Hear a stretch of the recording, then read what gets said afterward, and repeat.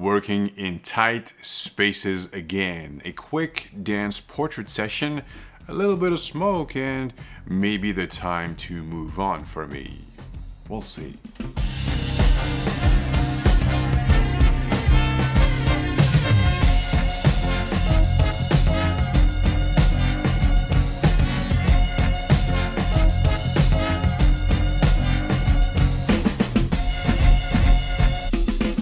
I am not done making portraits in my tiny living room. This is the one thing that changed in my work the past 2 years since the COVID-19 outbreak. Creating intimate portraits in a small environment, in a tiny location. I'm also trying to show that anybody can create and develop a portrait photography business anywhere with very little accessories and tools. From a 1 light setup to 3 to 4 lights, sometimes from traditional portraits to dance portraits, I did my best to explore all the possibilities with these constraints.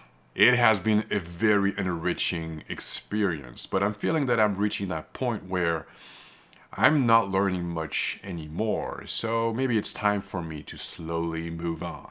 This doesn't mean that I will stop making these portrait sessions at home. This only means that I will only do them when it's necessary, when the project that I'm working on will benefit from such a setup.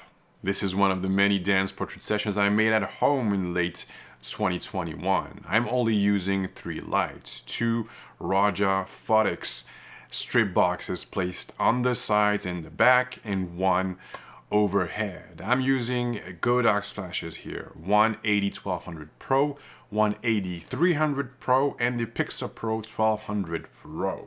If you don't know what the Raja softboxes are by Phottix, please check out the link in the description box below.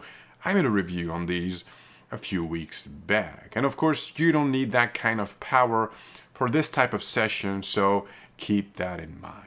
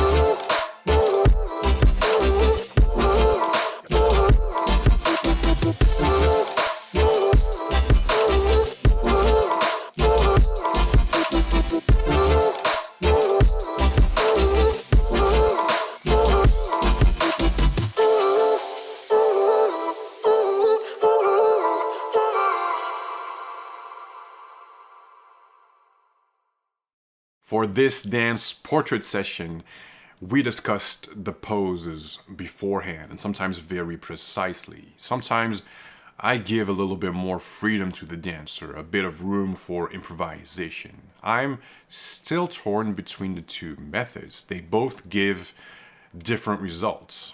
Letting the dancer move, improvise, and sometimes dance fully, you kind of create a space where the magic can happen. You will capture more organic and more authentic moments.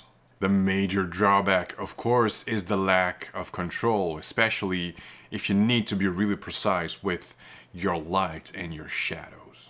So I'm still using both techniques, depending on the situation. Sometimes I don't really have to think about it, because not all dancers are comfortable improvising. And that's it for this video, and I hope that you have learned a thing or two. I guess that I will catch you in the next one. Please take care, and until next time, have a good one.